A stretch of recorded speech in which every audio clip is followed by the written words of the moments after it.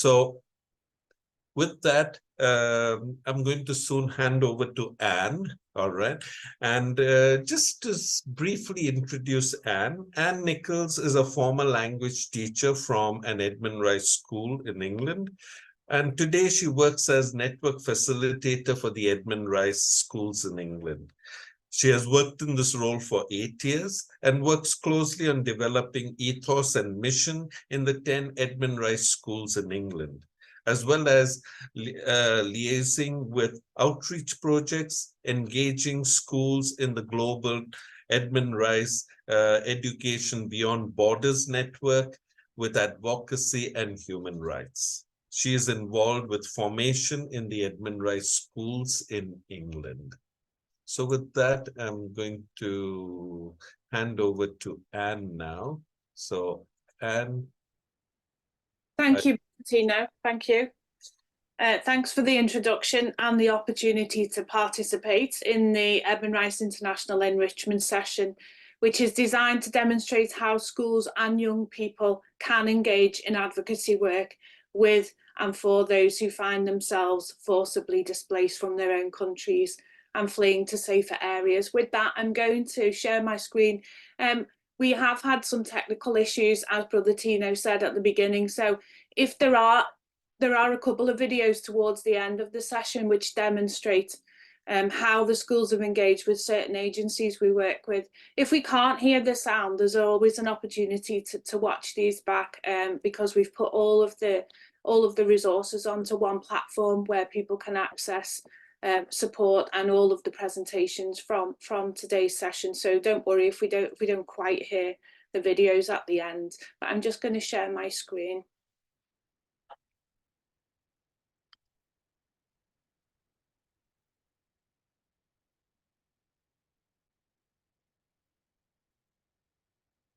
So with that, let's have a look at this map. As we said, it is possible for all of our schools to engage really well with this current and deepening crisis, human rights crisis that we find. And we experience this in all areas of the world, as you can see from the map here. So we have to acknowledge, let's have a look at the figures, if you like. 1 in 74 humans on the planet finds themselves forcibly displaced, which equates to 110 million people who are seeking asylum, are refugees, or are internally displaced. I want you to think about that figure and think about what's your reaction to it. What questions do you have around the topic? Keep them in your mind, jot them down if you've got paper, and save them for the chat discussion later.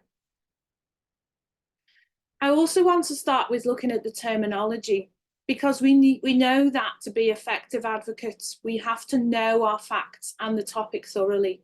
So when we talk about asylum seekers or refugees, who do we mean?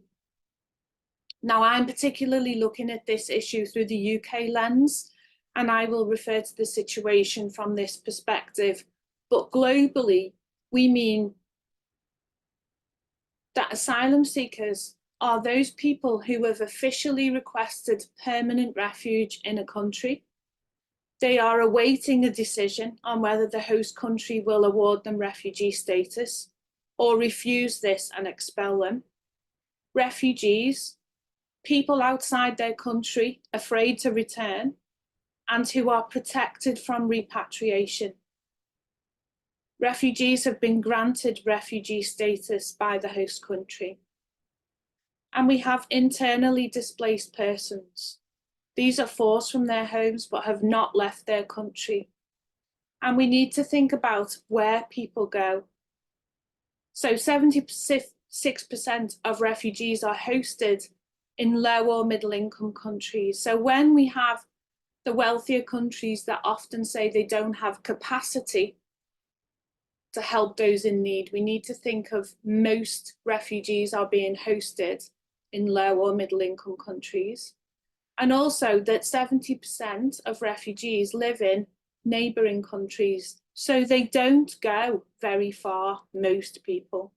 Globally, Turkey is currently the country that hosts most refugees.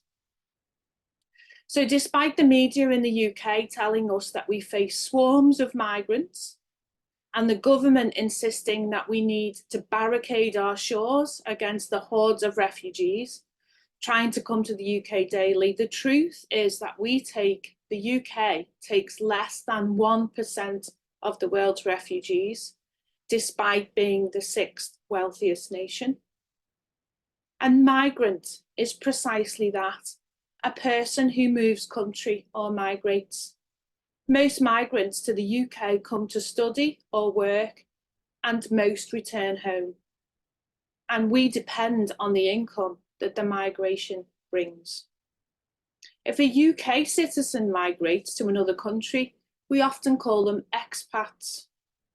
Language around migration and refugees and asylum seekers is used very divisively and often to deceive. Forcibly displaced people who do travel far and go through tremendous hardships to reach a country of safety are looking to restart their lives. This we know can be very difficult. What are the factors in our own lives that drive us and lead us to a fulfilled life? For me, it's been things like my education, employment, meeting my life partner, my husband, having a family, my friends, my other relationships, my spirituality and well-being, my interests, my leisure. Notice I didn't say house or money. That's not what drives our lives forward. So starting a real and fulfilled life again in a new country can be very, very difficult. Just offering a refugee shelter, food and clothes does not restart their lives. It helps them, but it doesn't rebuild a life. Now, despite the lack of sound, I am going to play some of this video because it's subtitled. This video is produced by the International Refugee Agency, and it gives us an insight into the situation we all face as a human race about the global refugee and asylum seeker picture. I'm just going to play a couple of minutes of it to give you an overview.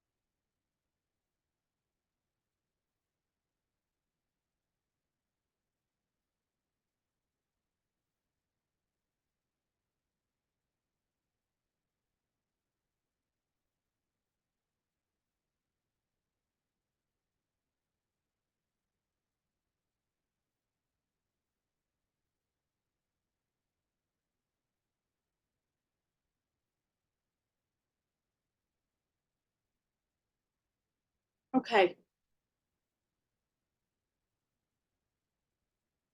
So why are we called to respond? Just looking at this word cloud, have a look at the words in there. As Christians, we cannot turn our backs on this human rights calamity. All of those facts and figures that we saw, we are all around the world called to respond. In the English Edmund Rice Network, the key social justice projects that we've been engaged with over some years now involve working with those forcibly displaced.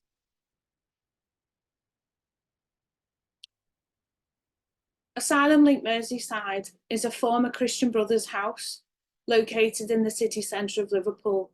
It's a centre which offers practical support and friendship to refugees and asylum seekers.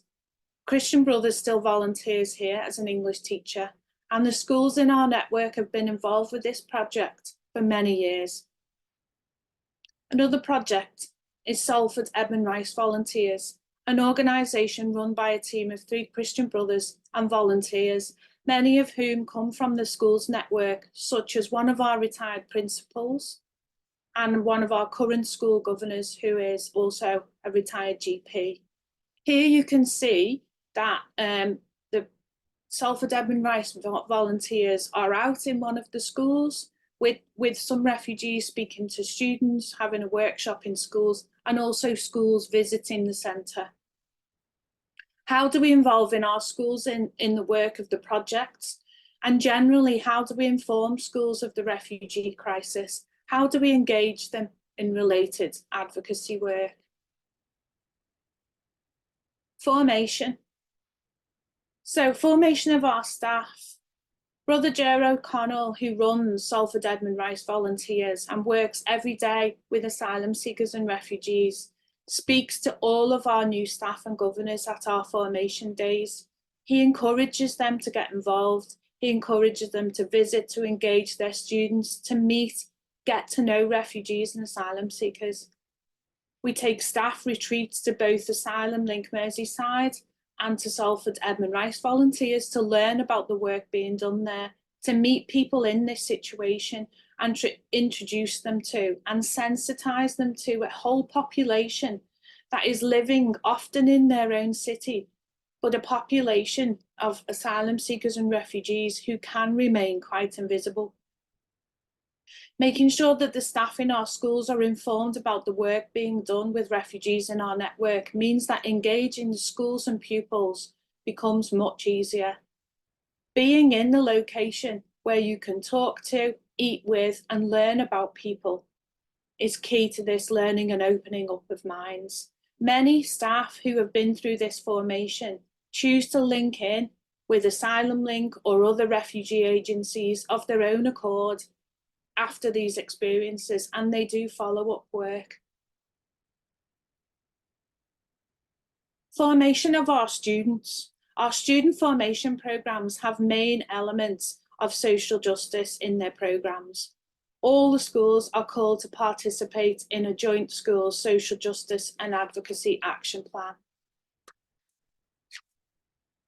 At our senior schools Students' Leadership Day, we do training on the refugee situation, and we teach students how to engage their schools in campaigns. Our youth ambassadors also undergo annual joint training when we would expose them to workshops with staff from the refugee projects. They would meet refugees one-to-one. They would learn about the challenges they face in the UK, about our asylum system, understanding the problems in the system, how to put pressure on government policies, and how to run campaigns that they can get involved with that raise awareness of the situation and how they can create lasting change. Our junior schools also engage powerfully with advocacy for and with refugees. As part of their Edmund Rice Award scheme, they study a unit on refugees, how they can advocate for them. They learn about the facts of the global and local situations. We bring in the staff from the projects to work with them, and I run a roadshow. We teach them to see through the media's position and to challenge the hostile environment which has been created towards asylum seekers in the UK by the government. Working with younger pupils is striking for me, as their innate sense of justice and love for all their neighbours is largely uncorrupted. If our primary schools were the microcosm of the country in terms of acceptance, fairness, welcome, and empathy, I'm sure that the integration of displaced people in the UK would be much more effective than it is. We also have to do a lot of myth busting. These images show the sort of media bombardment and government policy which is being broadcast in the UK. At every turn, we are told that our country is being invaded by thousands of needy asylum seekers, many of whom we are told are terrorists and bad people, and people that we do not have the capacity to help. So we have to spend time in our schools myth busting and presenting the true picture.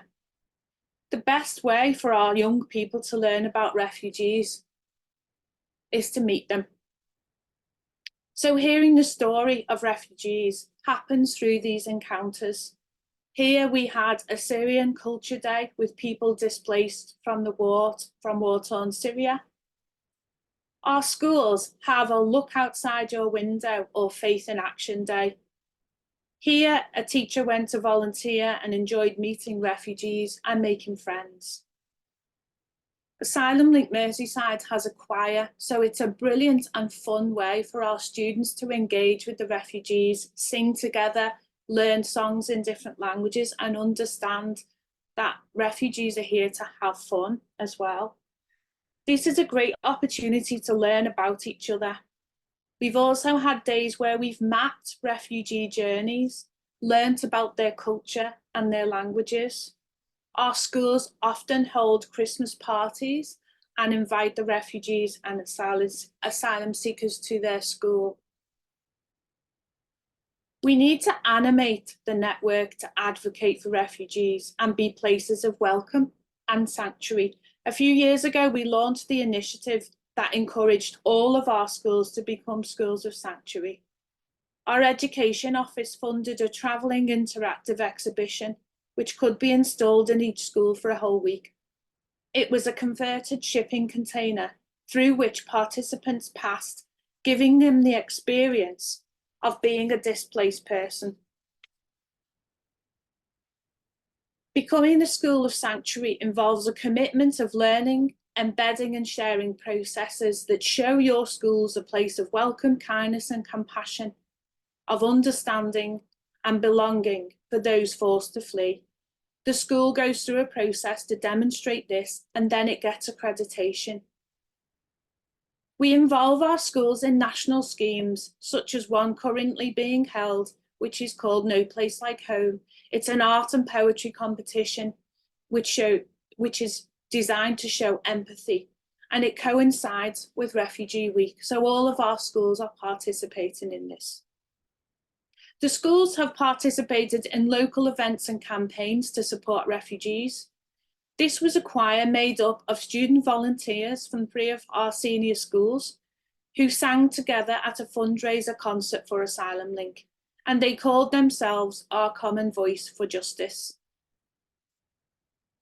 Students are often encouraged to write letters and postcards of welcome. These are distributed to asylum seekers through the agencies we work with. Of course, there's the practical help of clothes, food, toiletries, school materials that our students like to fundraise for and collect. A really successful advocacy project was Taste of Home. Students helped me to compile a book of recipes that refugees we worked with all wanted to share with us. In the book, we included all the facts and figures, as well as the stories of many of our refugee friends. The book was endorsed by a famous actor who is a UN ambassador for refugees and happens to be the brother of one of our teachers. Students sold the books in their schools. They cooked the recipes at home. They shared the stories with their families. The schools prepared the recipes in their canteens and highlighted the plight of the different countries being spoken about in the book. The book is still available as a download on the Eben Rice England website. Advocacy and global engagement. Our schools always engage with Refugee Week in June each year. Last year, many of our schools across the global network took place in the Global Students Rebuild Our campaign. This raised awareness and funds for children in refugee camps. There we can see some of the artwork that students produced as part of that campaign. The big question is how. By taking an interactive roadshow into our schools, students learn empathy, they learn about the situation, and they learn to imagine what it might be like to be a refugee. We build it into our formation programs. We teach our groups how to lobby. We share the resources with schools that can be useful for campaigning and for learning about this crisis. We make sure we build in opportunities, events. We share campaigns. Books, what resources do we use? I use these books when I go into schools, and I make sure all of the schools have copies of these books. These are fantastic books for teaching children about welcoming the stranger, about what a journey of a refugee can be like, and about the Unforgotten Codes is a fantastic book, which is about a refugee who finds himself in a school in England. Sharing certain media clips and ways to engage is fantastic for students. I often start with a brilliant clip from a well-known story and a well-known film, Paddington. It really shows the students the difference about how to welcome a stranger and how not to welcome a stranger, and it's a resource that they can identify with easily. Another fantastic resource that you can use in schools is a recently released film called Io Capitano. It would be suitable for older students from 15 and above.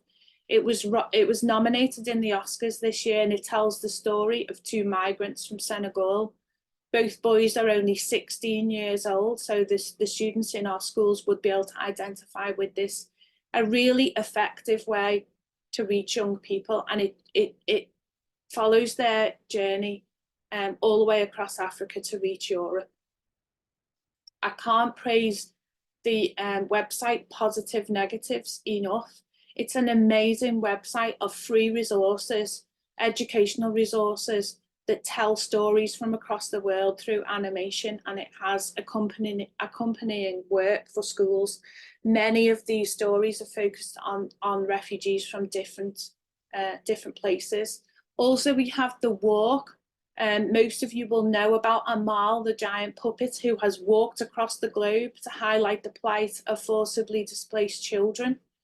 This is such a creative way to get children to learn about the refugee crisis. On the Amal website, there are free online resources in many languages that track the journey and explore the issue really effectively with children.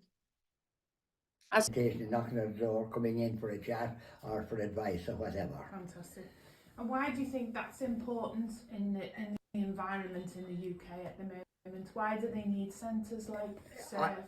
I think it's, first of all, I often wonder how our refugees and asylum seekers would manage without the charities. There is a lot of adverse publicity starting from the government down on these people coming into the country and maybe taking jobs or just using the social welfare system or whatever. And so it's so important for the refugees to see the human face, to see the friendly face, to see somebody who has a feeling for where they've come from and what they're going through and that kind of thing. So I think the work of the charities is absolutely vital for these beautiful refugees and asylum seekers. Thank you. And what about having engagement with the schools, with the Edmund Rice schools? How do you think that's important, and what have they done? How have they engaged with Well, from the day I started, before the brothers came here and we set up the community first of all, I've got amazing support from the schools. I started off with some of the students from St. Ambrose coming over and engaging with the refugees and asylum seekers in teaching them English, but more importantly, in being just friendly with them. We did a very big project called Walk My Journey, where we engaged with some refugees and asylum seekers and some students from the school, and we created a story of refugee meets students, students meet refugees, and it's a very, very powerful story. Our project have involvements with mainly with St. Ambrose in Hale Barnes and St. Joseph's College in Stoke-on-Trent. Our engagement with Stoke-on-Trent involved a few things. Twice a year I go to the school with some of our clients and they talk to the students and share their story, and I think this is very important because many of our students will be the future leaders of tomorrow and they have a greater understanding of the whole asylum setup. Also, it's counter to what they're hearing on the television and on the radio and a lot of the press. There's a lot of adverse commentary in the UK at the moment about refugees and asylum seekers. So I think it's wonderful that our students get that opportunity to actually meet them. As it says in the movement, we're not just refugees, we're people first, and they engage with each other. Then for the students, there's a great enrichment. The students come to our centre and every Christmas Day have a Christmas party with the refugees and their children, and there is great interaction between the students and the refugees. I think for the students, they get a very, very positive outlook on refugees and asylum seekers, and we try and explain the system as best we can. And for my clients, they feel so privileged to attend the schools, and the experience for them is so wonderful. A few of the refugees have said to me, if I have any children, I want them to go to an Edmund Rice school, just after the experience of being there. Yeah, fantastic. Yeah. Okay, thanks, Jeff. Okay, you're very welcome. Is that okay? Fantastic, thank Yeah. you. You had a few calls while you were there. Would you like to say something before the next video, Anne? Just that the next video shows Ewan Roberts, who is the centre manager of Asylum Link Merseyside. There's a fuller video available if anybody would like to see it, which we can share. But this is really just about the importance of the impact, I think, on Asylum Link of being involved with the schools. Thank you. Engage with schools, and what do you think the impact has on Asylum Link itself and maybe on the service users? Well, there's two things. There's an immediate effect and there's a longer term effect. So if you look at the long term effect, you're hoping that by people learning things from us, because you're not going to learn it from anywhere else, you won't get it from the Daily Mail or those things, or conversations in the street or in the pub. Not that I'm advocating children should go to the pub, you know what I mean? So one of the things that we try and do is put the facts to people, to try and take the emotion and the feeling out of it and let people make their own minds up about this without trying to push them too hard one way or the other. And if you can talk to people in schools, where it's a nice safe environment where lots of people can ask questions, that's laying down the foundations for the future so that people will pop out the other end and understand what's going on. Immediate effects are schools are places of welcome, and schools are a great model for how the asylum system should work. You welcome people into your community, find out about them, and so when people in schools do, they generally come up with solutions to help, whether that's clothes and donations, or whether that's events, welcoming people into your community and putting on Christmas parties or concerts or whatever it is. It's a message that goes out to the asylum seekers to say, don't worry, we're on your side, we're with you. And that's an incredibly powerful thing. So those two things really are the kind of bedrock, the long-term stuff and the short-term support. But also, I find it incredibly uplifting that other people will take the time to listen to us, and it cheers me up, and it cheers everybody else up that's working in this sector, that you've got an audience that's not turned its back on you, but that wants to listen and is concerned, and that concern ripples out to the people that we work with, and it makes the whole community better off. So that might be, you might say that's a third strand. Yeah, absolutely. And why do you think generally it's important to educate young people about this issue? Immigration it's always been with us, and it always will be with us, but it's a thing that people often ignore the facts because it's such an emotional thing. We have different terms for migrants. If you're British and you're overseas, then you're an expat. But if you're from overseas and you come to Britain, you're an immigrant. Why do we have the two different terms? So you can see there's an automatic bias in there. And so you've got to get past that and see things for what they are.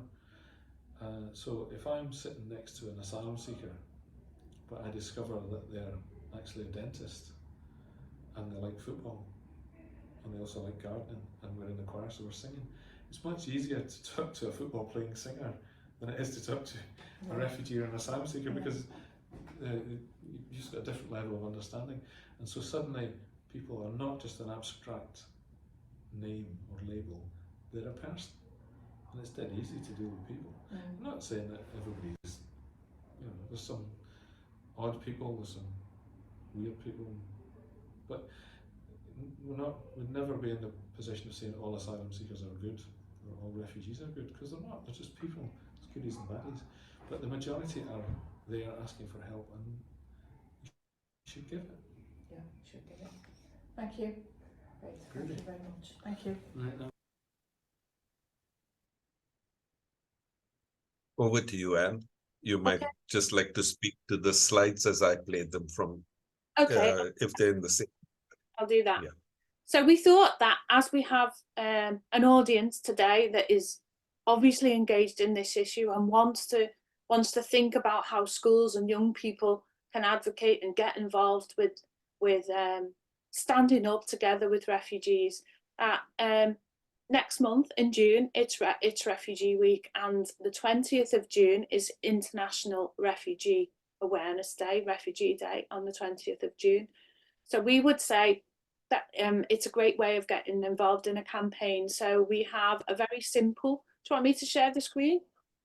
Yeah, please. Mine just stopped. Thank you.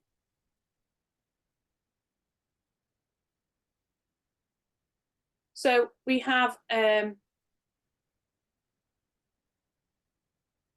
you see that? Yes, perfectly. Okay.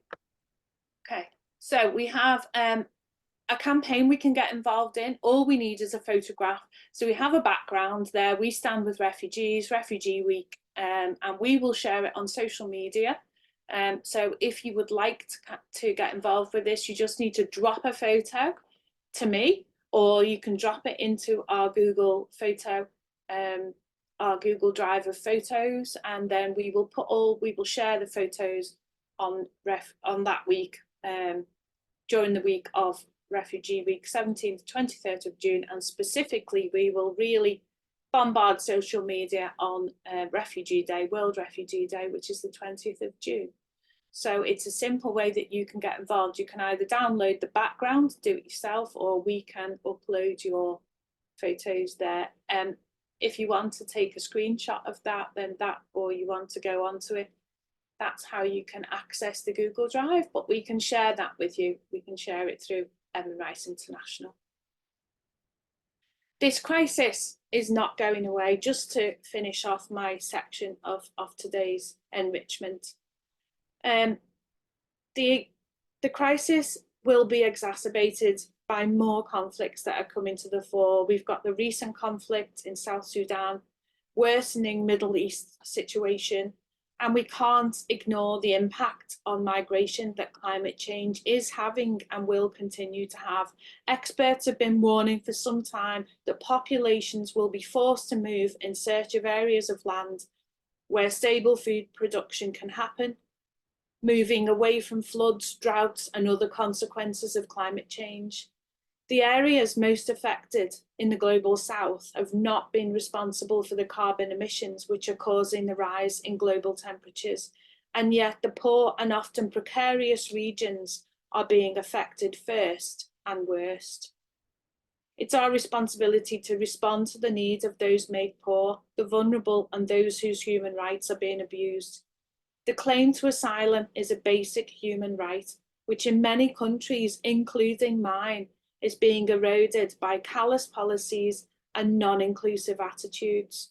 As educators, we can make a positive change by informing the young people in our schools of this situation and by ensuring that their natural spirit of welcome transforms into justice and advocacy work for this group of people that so deserve our support. Thank you. Thank you. Thank you very much, Anne. And a combination of worked well, and we were able to even watch and hear the videos. At this time, I'm going to invite everyone to turn to the chat box. Okay. Any insights that you gained from that presentation by Anne? Anything that made you more aware? Or maybe something that disturbed you? Okay, kindly put it down in the chat for all of us. And if there are any clarifications or questions for Anne, okay, she'll take it at the end. Okay, so you have 2 minutes to do that. The chat is open. Thank you. So I'm happy now to introduce our next speaker. Okay, Dr. Sean Alfonso. Delfonso has served as the advocacy coordinator for the Edmund Rice Christian Brothers North America province since 2015. In this role, he works with students and staff in the 17 schools in the North American province to promote and encourage advocacy and human rights-based education programs and campaigns. Sean also serves as the director of the Office of Mission and Ministry at Iona University in New Rochelle, New York. At Iona, Sean works to promote faith development, community service, and awareness and advocacy programs on campus and within the local community. Sean is himself a graduate of a Christian Brother High School, Bishop Hendricken, and also serves as a board member for Edmund Rice International. With that, Sean, I hand over to you.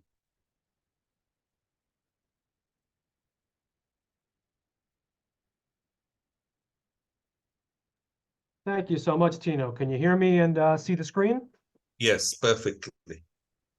Great. So Tino, thank you and the ERI team again for hosting this wonderful conversation and workshop. And thank you for the incredible overview of understanding sort of the plight and concerns that refugees and asylum seekers and migrants have. And thank you for allowing us to partner with you on many of these campaigns. As Tino mentioned, my name is Sean D'Alfonso. I work here in New York as the advocacy coordinator for the North America province of the Edmund Rice Christian Brothers. Tino mentioned I've been in the role since 2015, and in this role I have the privilege of working with our schools and our students primarily in liaising and empowering our students and our staff members, a number of whom are on the call, and thank you to my colleagues for joining today, to empower them to understand how to use an Edmund Rice education in order to be advocates for the variety of topics, asylum seekers, refugees, migrants, and many other human rights concerns that we work on in our schools.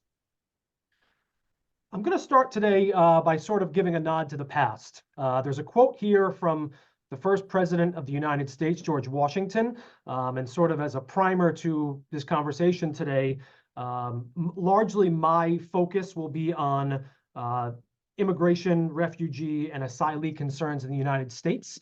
I know that here in North America, we have 2 schools in Canada who also work on a number of different projects that I'll speak to as well. But primarily, a lot of our work here in North America focuses specifically on these concerns sort of from a U.S. lens.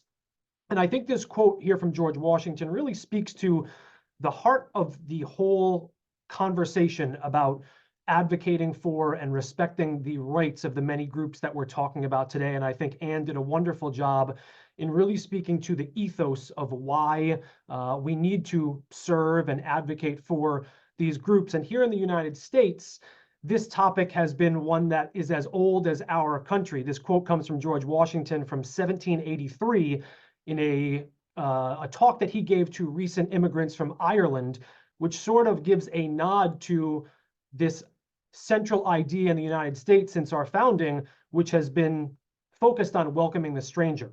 And if you follow the current events and news in the United States, you would know that this is a topic, and the migrant and the refugee and the asylee has often been cast aside, seen as the outsider, and made to seem like a threat. And to this day, that still occurs.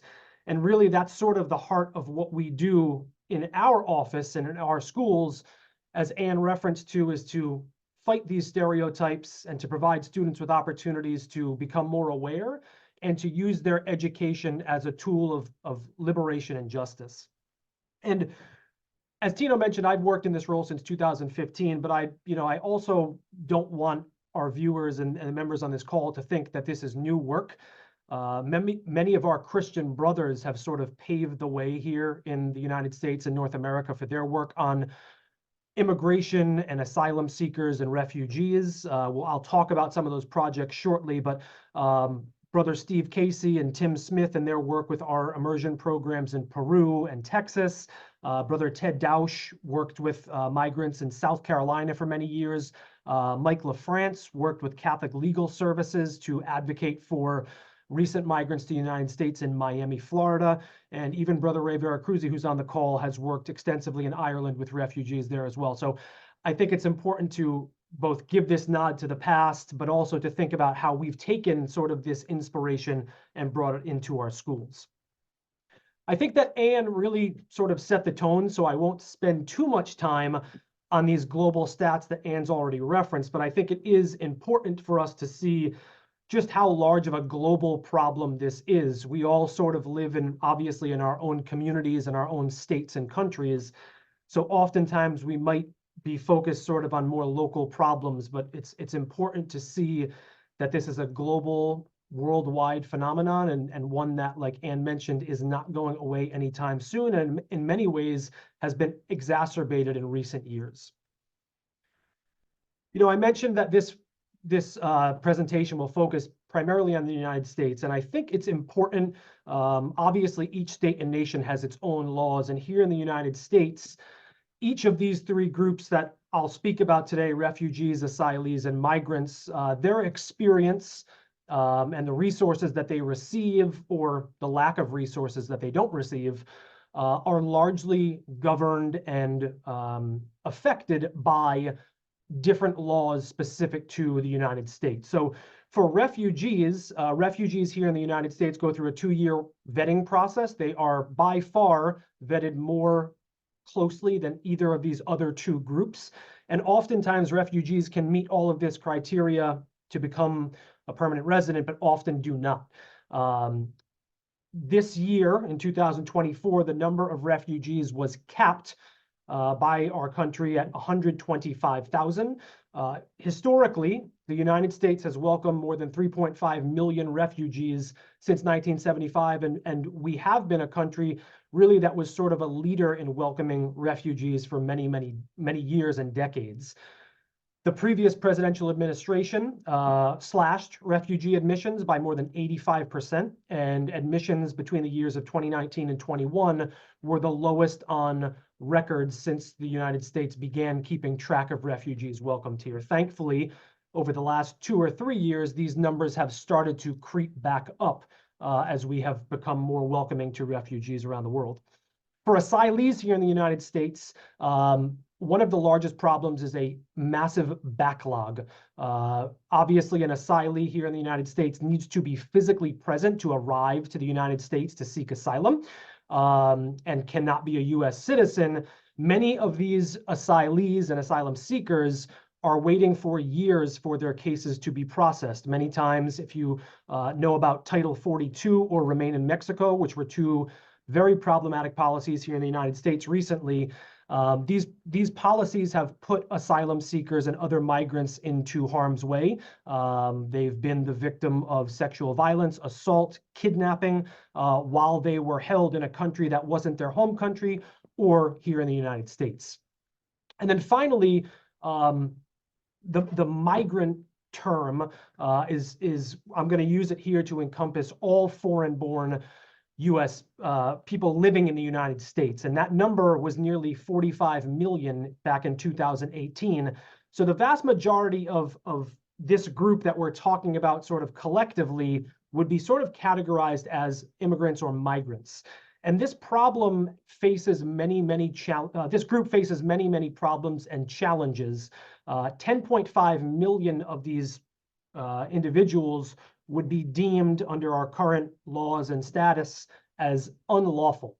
So they lack a protected status meaning that they are trying to to receive asylum, become a refugee and a permanent citizen, or be protected by one of the various types of green cards here in the United States that are set aside and capped for things such as work permits, temporary work permits, family green cards, and things of that nature.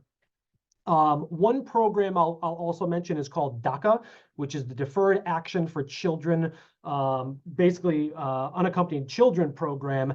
And DACA has been a really discussed and problematic sort of policy here in the United States for many years. This is essentially children who were brought here by their families, people who came to the United States without a protected status, and has been passed around in the courts and debated very frequently, but nothing has happened. No comprehensive immigration reform to alleviate these issues has been passed. Thankfully, next year, a case that was brought in the state of Texas here in the US and has risen to the Supreme Court will be heard. So this sort of gives a little bit of an oversight of the problems or the concerns that are specific here in the United States, which many of our schools here have been working on and in their own communities and more nationally and globally. Very briefly, I think many refugees, asylum seekers, and migrants face many of the same challenges, whether it's here in the United States, in the UK, or around the world. Particularly relevant or specific, I think, to the United States. The last bullet is this partisanship. We come to an impasse frequently in our Congress, in many of our political circles, and unfortunately, many of these groups, be they migrants, asylum seekers, or refugees, are often used as pawns. And the conversation and dehumanization around these groups often leads to many of the challenges that they face. So in our schools, since 2015, we've worked with sort of an advocacy model to allow our students and our schools to gain a better understanding not only of the concerns of the marginalized asylees, refugees, migrants, but also to become more aware, to use their education as a tool to explore injustice and to understand the root causes of it, and then to find ways to think creatively, to use their education to put this awareness and their experiences into action by finding ways to solve these issues through direct advocacy. So we'll start with the first aspect of this model that I'd like to touch on, which is direct service and action. Many of our schools participate and host a variety of sort of charitable projects. And I think it's important. It's very difficult to become an advocate if you don't walk in the footsteps of the people that you're trying to amplify the voice of. So our schools and our students and our staff members have worked tirelessly in many ways to serve these groups, refugees, asylum seekers, and migrants, and really have come up with a lot of creative projects and ideas that not only have served these needs, but as I'll mention in a few moments, have found ways to advocate to sort of remove these barriers and to find solutions to the problems, or at least to encourage and support solutions to fix these issues. One school that I'd like to particularly highlight is Guadalupe Regional Middle School, which is a school, an Edmund Rice Christian Brothers school in Brownsville, Texas, that the Christian Brothers have been involved in, have helped to run since 2002. Guadalupe Regional Middle School sits exactly on the US-Mexico border in Brownsville. And it's a school that serves primarily the children or family members of recent immigrants coming to the United States. The school itself has advocated for these students and many of the challenges that their families face. So I think at face, the school itself has been an incredible example of advocacy and sort of support that our staff members in this school and our Christian Brothers have led for many years. But this school and its location has also allowed for many of our schools to participate in an immersion program in Brownsville that really, I think, has opened the eyes and helped many of our schools and our staff members and students to truly understand, not just from what they hear on the news or what's being discussed in political circles or on social media, but to truly listen to and to understand what these groups are going through to arrive here in the United States and to seek protection and safety. So this immersion program is typically a week to 10 days long, and the students and schools participate in a variety of activities that help them to come to understand the experiences of those who are seeking refuge. I'm going to take a few minutes here to play a video. This is Sister Norma Pimentel. What a surprise, a woman religious who is leading the way in serving the marginalized. I think Sister Norma is sort of the epitome of someone who has not only served these needs, but has advocated for them on so many different levels. I've had the pleasure of working with Sister Norma a number of times. We actually hosted her here at Iona University 2 years ago for a presentation she gave on her work in Texas. But I think this video sort of highlights and gives a little bit of a better idea for everyone on this call about some of the work that our schools have been participating in and been inspired by.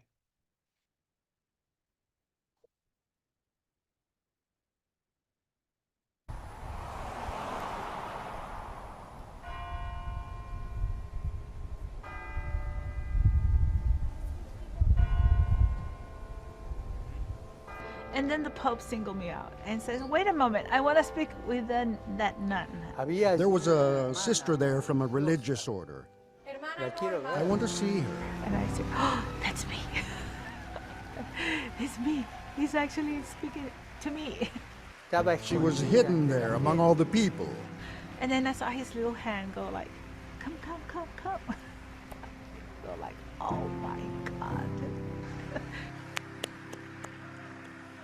I felt like a little child, you know, called forth by their dear Father and says, come here in a very loving way. Sister, I want to thank you. Through you, I want to thank all the sisters of religious orders in the U.S. for the work that you have done and that you do in the United States. It's great. I'll tell you one other thing. Is it inappropriate for the Pope to say this? Las quiero mucho. I love you all very much. Yeah, his face so beautiful and loving expression and calling me forward to, he wanted to meet me, he wanted to talk to me. It was wonderful. Vénganse, vamos. We're here in Sacred Heart in McAllen, Texas, which is a welcome center that we started last year in June. We opened it because it was a time when we saw so many families arrive here to our city and they were being released from the Border Patrol to travel to the United States. The families that come and walk through this door come in a very sad state. They are dirty, muddy, in most cases sometimes even wet from having crossed the river. They haven't eaten or slept for a while. You see that they're scared, they're frightened, they don't know what their fate is going to be like. So when they walk through this door, you see them walk in and they're welcome. We all clap our hands and say bienvenido, because we want to show them that they matter. They're people. I hear the stories of how they suffer along the way, how the traffickers will kidnap them, rape them, and torture them. And all of that kind of torment is what the stories that we hear over and over again. The minute they walk through this door and they see this welcome, they're transformed. They begin to become human. Their tears just start to fall, of joy, of unbelief that there are people here in the United States that says, I care about how you're doing, and I want to help. They are helped with the volunteers to select their clothing, to get a nice warm soup, to get a shower. But the best part about it is that shower, to clean themselves up, just get all that dirty and mud and everything. It's almost as if everything just falls away. All that horrible journey that they went through, it just falls off, and they're new again. It's beautiful to know that we can be there for somebody that needed us. And it just reinforces the fact that I need to pray for all those that are there hurting them, making sure that they stop doing that, and for them so that they have a safe journey ahead of them. So that is my job. An officer from the city came and asked me, what are you doing here, Sister Norma? And I said, restoring human dignity. That's what we're doing here.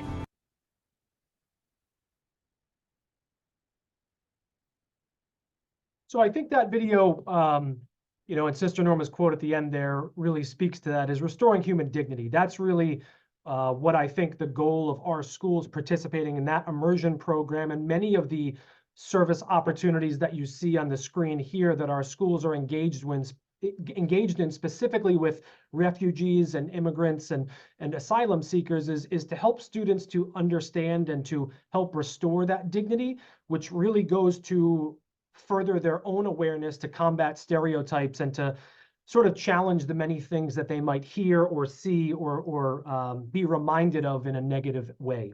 So these are some of the other programs. I'm not going to go into every detail because there's many things that our schools have done to serve these needs.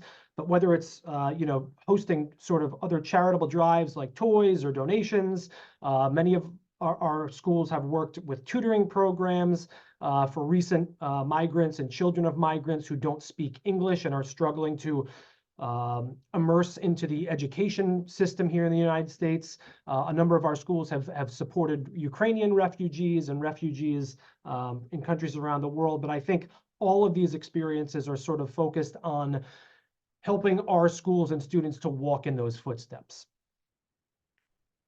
Which leads into sort of the second aspect of this model of advocacy in our schools in North America, which really harkens back to the third essential element of a Christian brother education, which is standing in solidarity with the poor and marginalized. And I think that our students and our schools are really attuned to many of these things, and they hear it from their school staff members. They experience it on these different service projects, but these are some of the goals really of our advocacy program, specifically as it relates to refugees, asylum seekers, and migrants.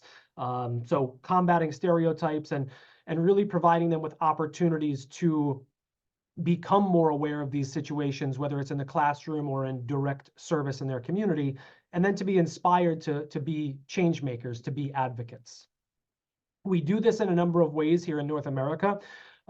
Each of our schools here in North America, and a number of these individuals are on the call today, each of our high schools has an advocacy coordinator, a staff person who works with our students on cultivating different human rights campaigns or different projects. Some of them are around refugees or migrants or asylum seekers. But our advocacy coordinators really are sort of the lead person to coordinate many of these things in our schools. And While we do a number of campaigns across our province, which I'll reference in a few slides, many of these projects are done at the local level because of the needs of refugees or migrants or asylum seekers that are specific to that community. You know, the things that refugees are facing here in New York might not be the same that they're facing in Chicago or California or Boston or Vancouver or wherever our schools are across North America. We've also hosted a number of advocacy workshops and trainings, be they on Zoom or in person in recent years. And these workshops and trainings are designed to provide our staff members and even our students as well with a deeper understanding of some of these policies and laws and other things that sort of cause many of these issues that these groups are marginalized by. Each year, we also hold an action student workshop in the fall, and this workshop is focused on training our students to become members of the Youth Ambassadors Program, which works a little bit more closely with human rights concerns with Edmund Rice International. And these students really are leaders as advocates in their own schools to try to incorporate other students into these efforts. And then, of course, as many on this call have been participants in this program, we also have a number of our school staff members who have attended and are attending the Geneva training with ERI to help our school staff to become more attuned to the mechanisms of the UN so that they can be involved in this process with the Human Rights Council as well. Again, these are just some other examples of, you know, awareness and education sort of projects and campaigns in our schools. A number of years ago, Iona Preparatory here in New York partnered with the Statelessness and Inclusion Institute to learn about what statelessness is. They helped to publish books and to distribute those to some of our other schools to raise awareness of that. Here at the school that I work at Iona University, we work with Hearts and Homes for Refugees, which is a nonprofit that helps to resettle refugees here in our county. Our school in Michigan, Brother Rice, hosted a workshop with other schools in their local area in Detroit to speak about some of the concerns that refugees and recent immigrants to the United States face and to empower students how to be advocates and to how to find solutions to these problems. And then, as I mentioned, we've hosted workshops and training for our advocacy coordinators. And Anne had mentioned a number of the campaigns that she has helped to put together and has graciously included sort of our involvement in, whether it was the Global Art Campaign recently or the I Am Your Neighbor campaign a number of years ago. Our schools have done a number of projects and campaigns that have sort of called on our schools to see this as a larger network opportunity to advocate. This is just a quick example of one of the projects that we did back in 2019, which was specifically focused on raising awareness of immigrants and asylum seekers and refugees and sort of cultivating this in each of our schools. I'm just going to show a few moments of this clip. The Edmund Rice Christian Brothers are involved in more than 300 schools on 6 continents and educate tens of thousands of students each year. In the North America province, the Edmund Rice Christian Brothers are involved in 17 schools, 14 in the United States, 2 in Canada, and 1 in Dominica. On May 5th each year, members of the Edmund Rice Global Network celebrate Founders Day, which represents the feast day of Blessed Edmund Rice. Founders Day asks us, as members of the Edmund Rice Network, to acknowledge and recall the life and action of our network's founder, Blessed Edmund Rice. But doing so is just one of the many ways that we as members of the Edmund Rice Network should remember Founders Day. As a man who fought to serve the poor and marginalized and battled against injustice in his own community and society, we too are challenged to follow his example. As Edmund Rice Christian Brother schools, guided by the essential elements, we are called to prepare students to work toward the creation of a just society and to include advocacy for peace, justice, global awareness, and care for the earth. As immigration continues to be a contentious issue, not just in North America, but across our world, it is imperative as Edmund Rice schools to heed Jesus' call of welcoming the stranger, as our schools have done for hundreds of years. As we celebrate Edmund Rice Schools will continue to accept our neighbors and work towards creating a society in which all are welcome. The following videos from schools from across the Edmund Rice Christian Brother North America province demonstrate our support for those immigrants who are marginalized in our society and world. Ojalos High School was founded by the Christian Brothers in 1909 to provide a quality Catholic education to the young men of New York City, many of whom were immigrants or the sons of immigrants. Today, at Ojalos in the Bronx, New York, the same mission continues. How do I know? My family came to the United States from the Dominican Republic when I was 7 years old. My name is Jesus Pineda, and I am a senior 12th grader at Ojalos. Hello, my name is Justin Tran. I am a senior at Ojalos. My family came from Vietnam to New York City for greater opportunities. I'm proud to say that I am part of that legacy of Edmund Rice Christian Brother education. We at Ojalos are committed to continuing that quality. Catholic education, especially for our newly arrived brothers from other countries, because, as our American bishops remind us, You are brothers and sisters to us. Live Jesus in our hearts forever. So I'm not going to show the entire video. It's 11 minutes long. I'm happy to share it as a resource after the call, but this is just sort of one of the examples of how we've encouraged our schools to become, more aware of sort of global and local concerns about refugees and migrants and asylum seekers, but also how they in their own schools can be advocates and voices for these causes. And this leads into the third aspect of our model, which is encouraging our students to be involved directly with advocacy. So there's a number of ways that our schools do this, whether it's inviting local organizations that sort of work on the ground to speak and to find opportunities for students to become engaged with advocacy at that level. A number of our schools have participated in letter writing campaigns or other opportunities where they've participated in legislation and some of the policies that cause or alleviate these concerns. A number of our schools have screened documentaries and hosted different presentations on their campuses to bring awareness to migrant and refugee issues in their own local community. And then, as I mentioned before, a number of our schools have hosted workshops and invited other schools to become part of this conversation. Just a couple of resources that I'll mention. Iona Preparatory High School, a number of years ago, was in contact with an organization that published this book, The Girl Who Lost Her Country.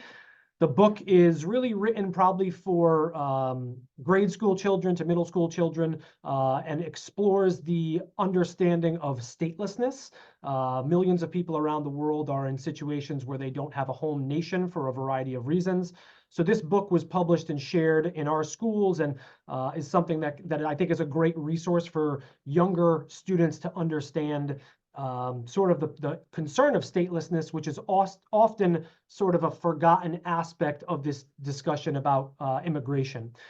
Lubna and Pebble is another book that one of our students here at the university actually just used this past week in a campaign at a local library where she was reading to children about refugee concerns in the local community. And that's another great resource for sort of younger children. As I mentioned before, a number of our schools have been involved in letter writing campaigns, specifically about bringing an end to family separation at the US-Mexico border, and that's something that actually successfully happened a number of years ago. And then the picture on the bottom left is a group of our students from our school in Detroit, Michigan, where they traveled to the state capitol in their state to be advocates for a bill that would have given the recent immigrants the ability to obtain a driver's license, which is just such a crucial resource for people to have in their state. Two slides to finish up on here, just about our engagement with ERI. It's been really a wonderful opportunity for many of our schools to work with the ERI team and to become involved in some of these opportunities.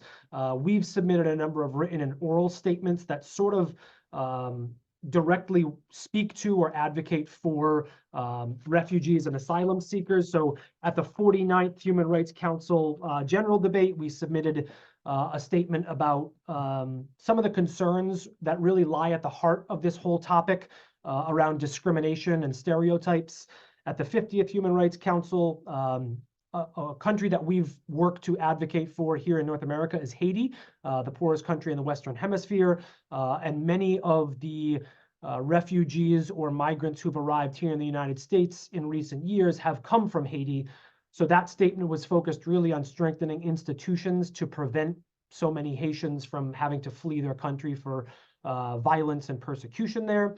And then we've also submitted other statements focusing on violence against children, specifically at the US-Mexico border and some of the immigration policies there. And most recently, at the 55th Human Rights Council debate on the Conventions on the Rights of the Child, we had one of our schools who's worked extensively with children's education submit a statement to advocate for a more inclusive education system for the children of recent immigrants. So just looking towards the future, and I'll sort of wrap up on this last slide. I think one of the opportunities for many of our schools to continue to be involved in this is really to try to bring a more focused human rights-based education into the classroom. And many of our schools have done that, but there's plenty of opportunity for growth in that area. One of our schools, All Hallows, which you heard from on the video, recently opened a sort of extracurricular project, which is focused on their grade 9 and 10th level students, which is a course that's focused on exploring history with the lens of preventing genocide through conflict resolution and challenging stereotypes. And this program really, I think, serves as a great model for many of our schools to use the curriculum to enhance a better understanding of many of the challenges that asylum seekers, refugees, and migrants face, and to challenge a lot of those stereotypes that students probably hear on a daily basis, unfortunately.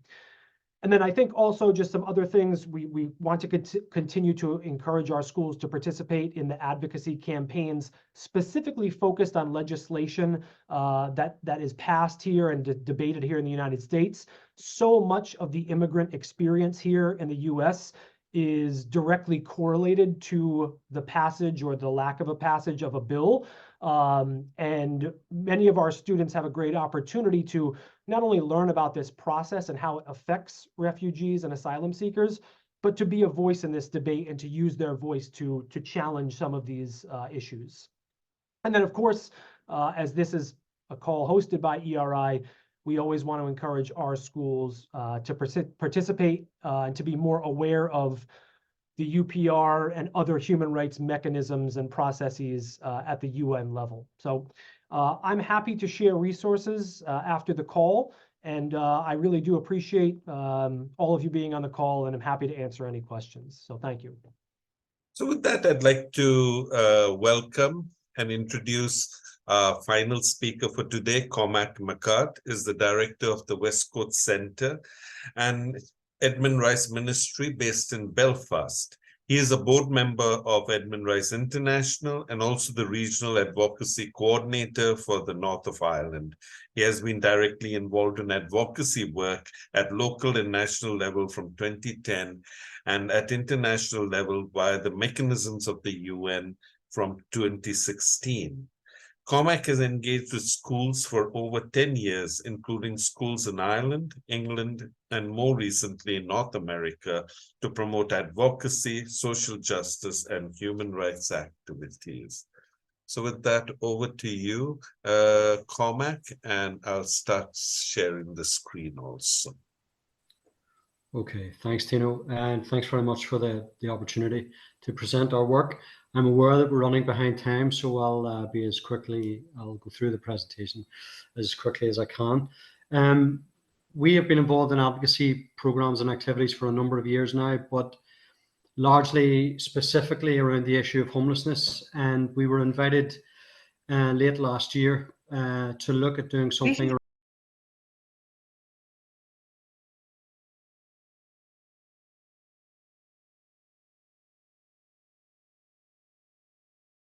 We were invited to do something around the issue of asylum seeking refugees and migrants by kind of using a creative approach, photography to document the experiences of people from other countries who had arrived in Belfast or people from ethnic minorities. And because it was such a new issue for us, it was a challenge. We had, as I said, we were well versed in working around the issue of homelessness. But the first thing we decided to do was to link up with a group who would have expertise in this area, because not only would they bring many years' experience, but they're working on a daily basis with people who are impacted on the front line. It would also give us access to people who have arrived here from other countries. So we reached out and we linked with an organisation called Embrace NI. And I'm going to share a presentation here for, it's only 2 or 3 minutes, and it's by a colleague of ours called Irene, who is also on the call this, and I'm going to invite her to speak later on. But this will give you an overview of the type of work that they do and why it was important that we made that initial link. Okay, thanks, Tino. Oh, I'm sorry.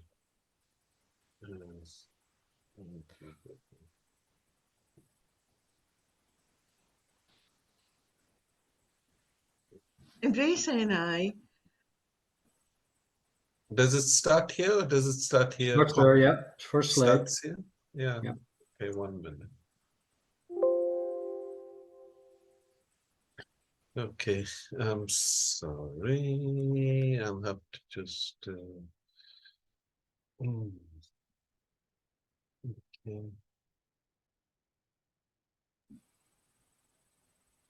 Greetings to everyone from Belfast.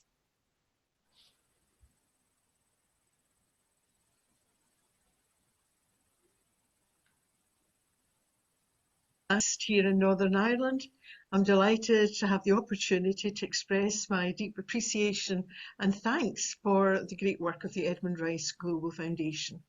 My name's Irene Jovaris. I live in the Focolari community here in Belfast. I'm also involved as a committee member in Embrace NI and as a volunteer of the Four Corners Festival. Embrace NI, its inspiring spark, you could say, was this sentence of scripture: I was a stranger and you made me welcome. About 20 years ago, Christians arriving from different parts of the globe, Dominican nuns, Redemptorist priests, Presbyterian ministers, found themselves coming together, asking themselves, what can we do to make the Christian churches more welcoming towards migrants, refugees and asylum seekers? Many had experienced a warm welcome when they had been on missionary work in different countries and wanted to do the same for those arriving on our shores. Embrace is a registered charity, and it was founded to equip the churches to become more welcoming by providing information, training, materials, producing resources that could be shared in congregations, furthering workshops, also working in schools. 20 years anniversary was celebrated last year, and the need is ever growing regarding the numbers of asylum seekers arriving here on our shores. Another beautiful project that's bringing churches together is the Four Corners Festival. It's 1 week of events around music, art, storytelling, religious services, walks, many ways that help to bring and foster friendships between people. Their purpose is to bring the four corners of Belfast together, promoting friendships across Belfast. This year, the theme of the 1 week festival was Our Stories Towards a Culture of Hope. And this is where the collaboration with Cormac and the Westcourt Camera Club came about. Last year, they'd helped enormously with an exhibition around the theme of homelessness. This year, they wanted to focus on the challenges of refugees and asylum seekers, sharing their stories through the photos. Here you can see in the advertisements for this year's festival, the Culture of Hope exhibition was advertised. It actually launched the four. Here are some images of the exhibition in progress. There was a real buzz, there was much joy, much appreciation for the sharing of the stories, and we look forward to further collaboration and the deepening of those friendships that have been built. Thank you for listening. Okay, Tino, so I think you have to manually operate each slide from now on. Not a But problem. if we just hold here for a second. So really, we were tasked with putting together a photographic exhibition to highlight the issue and the challenges for people arriving in Belfast and the north of Ireland from other countries. As I said, it was a new challenge, a new issue. And as a group of photographers, we weren't sure exactly what we could do. But after discussing it and talking with some of the groups, like Embrace NI, Foodstock, we decided that the best way to try and challenge, I mean, we've heard reference earlier to myth busting. The best way to try and challenge some of the stereotypes around people arriving here was to try and focus on the humanity, try and capture the person and not see a label, an ethnicity, a minority community label. You know, let's see a person, see a child, a parent, a sibling, a friend. So we decided to focus on portrait photographs, and we put together a series of 24 images, and we put these alongside the stories of the people who were the subjects of the photographs. So really it was to give voice to their experiences, their journeys, and to challenge negative stereotypes and to try and promote tolerance in our society and try and counter racism, which is on the rise everywhere, basically. So I want to focus now on some of the people behind the stats. We've heard a lot again today about statistics and numbers, but this is the reality for a lot of people. This is the humanity behind it. So I want to show you 24 portrait images and stories that go alongside these images. I don't really need to say much. I'd like you to try and take the time to experience the image and the story as much as possible. So if you want to go through these, Tino, and maybe give a few seconds to each and allow people the time to look at them and to read them. Sure. Okay.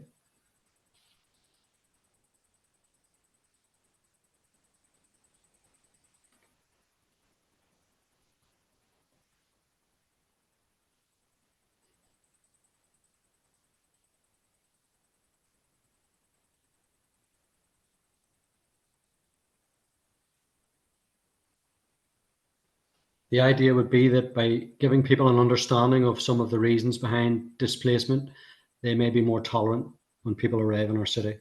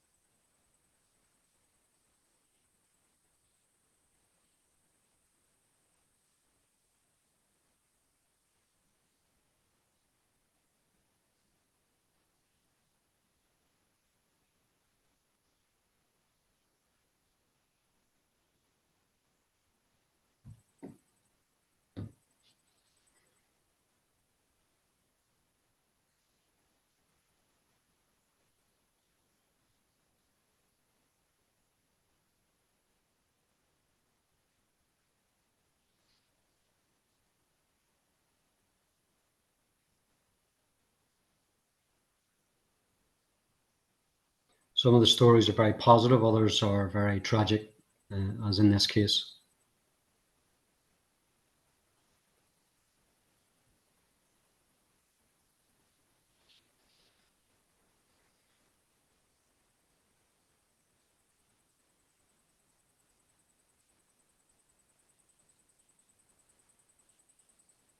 We also used a wide range of ages and nationalities to try and show that this is an issue that can affect all of us.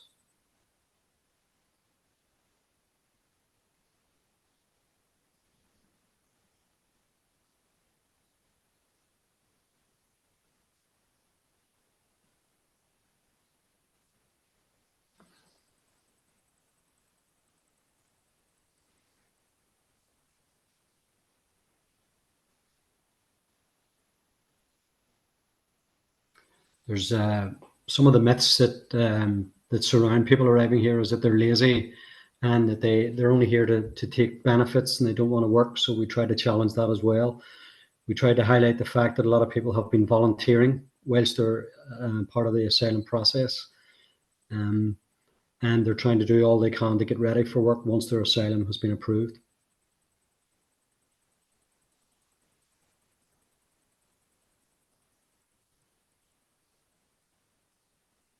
I like this image because the Irish traveller community is also a minority community here, which receives a lot of negative press and stereotypes. So we thought it was important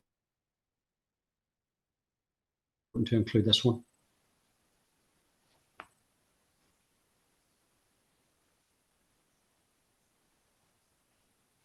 This is a young lady who has arrived from Nigeria and has now become part of the Belfast City Council Youth Forum. And she's actually advocating for others about the lack of mental health support in the city for young people. I think that's a very positive development.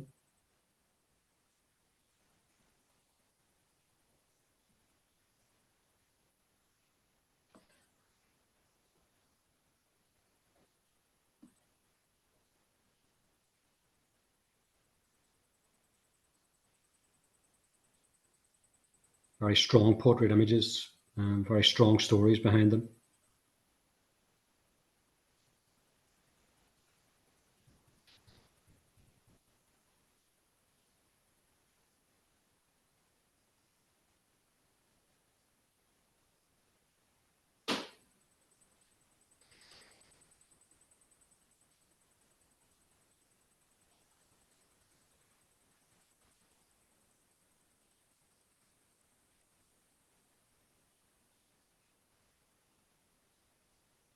Some people more willing than others to take part. Some didn't want to show their faces or give too many details.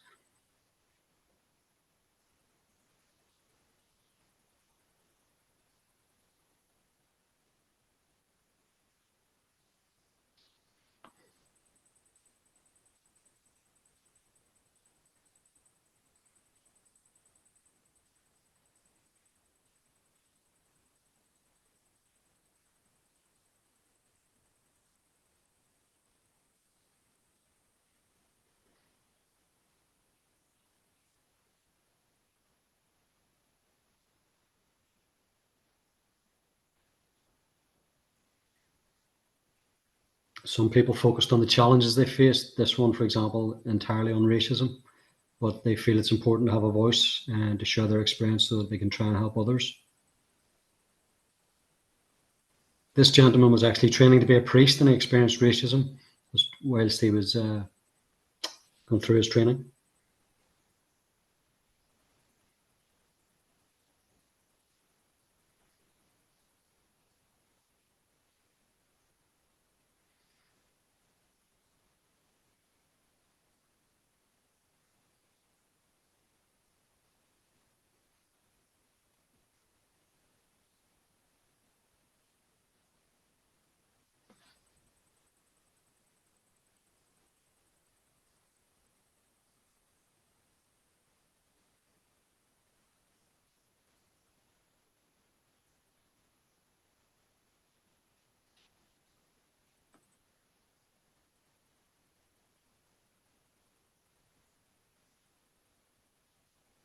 All of them suggest challenges and difficult times, but I think highlight resiliency and people seeking a better life.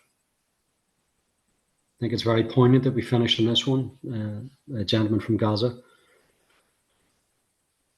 whose family are still there, and he has intermittent contact just to check that they're still alive. So for him, really, it's hope is really all he has left for his children and his parents.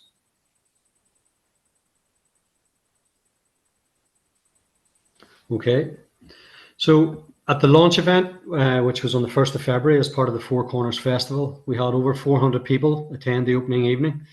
It was a very positive atmosphere of welcome and friendship. Many of the project participants spoke publicly for the first time about the challenges and experiences of displacement. I've included this because even the musicians, there were 2 musicians from Iran who weren't part of the project, but they felt so empowered that they stood up and publicly shared their stories as well. A lot of new connections and links formed. And then the exhibition was actually on display for a week after that. and it attracted hundreds more visitors. So in terms of kind of raising awareness, it was very successful. This was the feedback from another, a local photographer, quite a good photographer, who attended the opening evening and took some photographs himself. But we were very impressed with what he had to say. You know, he said it's one of the best photographic exhibitions he'd ever seen. That was very pleasing to hear, and he was encouraging as many people as possible to go see it. So, as I said, this is a new area for us. The exhibition has been exhibited once as part of the Four Corners Festival, but then we're also constantly seeking new opportunities. Just recently, in April, it was on display in the Belfast School of Art. It was part of Frederick Douglass Week, which again is about countering racism, and it was in collaboration with the University of Ulster and Belfast City Council. So these are the sort of connections we're trying to make from it. We've already made connections with the likes of Embrace NI and Food Stock and other local community-based initiatives. We're trying to build on those. In June, as part of National Refugee Week, it will be on display in Cork at the University College Cork. And then it'll also be on display from the 1st to the 11th of August in St Mary's University College in Belfast as part of Fela and Phobal, and that's Ireland's largest community arts festival. They get tens of thousands of visitors every year. So these are all good opportunities in terms of getting visitor numbers and raising awareness and hopefully press. So this is a good sort of practical tip for anyone looking to do something like this. Try and link with existing programs or festivals, because they would guarantee an audience and possibly press coverage as well. And then our next stage is really to look at it as a resource for schools. We'd be open to schools displaying the exhibition, using it to devise a workshop and a conversation or a discussion around it. We could invite some of the project participants directly to visit schools and share their experiences in person. We could develop the images and the stories into a publication, which could be used as a resource, and we could use the exhibition then to launch further campaigns and activities. So that's really where we are at present. And then that's me with some of the group at the actual exhibitions gallery space. Again, it was a real pleasure to be part of, and I hope it's something that we can build upon and encourage our schools to get involved in. Maybe, Tino, at this point, we can stop the share. And if Irene's still with us, I could ask us to maybe say something about what it meant to the project participants. Take it. Raise a hand in the reactions, that would be helpful.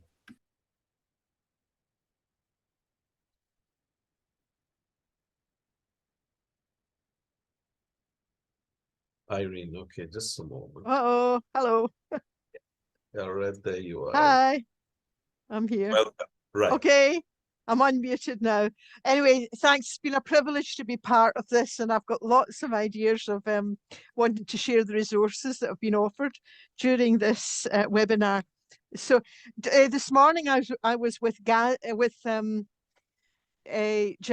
who was from Gaza, just to say it's the building up of the friendships and the relationships, which I believe strongly is kind of like the byproducts that will serve raising the awareness in our local areas, in our schools and in our schools. But I was with Jalal, and by some miracle we've managed to find him a home. He was in danger of being made homeless today, and thanks to the networking with other organisations that are working with the homeless extern. He also, I think he's been encouraged a lot by Cormac, by the dialogue with the Westcourt Camera Club to learn English. His English has improved dramatically, and I would attribute a lot of that to the sense of security and confidence that's been built through building these friendships. So I don't want to take time, we're over time, but I want to thank all those wonderful presentations and hope that we can continue this collaboration that goes beyond our individual organisations. You know, that I think we're always more effective working together. Okay. Thank you, Irene. Thank you very much. I'm just, Cormac, I'm just bringing in Billy Lynch over here, okay? And Billy Lynch is, works in the ERST, the ERST office, okay? And Billy, if you could say something quickly about the Schools of Sanctuary, please. Yes, and I suppose Brother Kevin Masharanis is here on the call as well too, who is a great support with the School of Sanctuary. So we have, I think 6 schools have got champion status, and others are close to it. But it's a project that schools can get involved in. But really, it's very affirming for our schools. You know, the culture in an Edmund Rice school is one of welcome, and that's really what the Schools of Sanctuary project is about. And as I say, it's really kind of a culture. So what would happen really is that if schools would like to sign up, maybe they could get on to Brother Kevin there and that.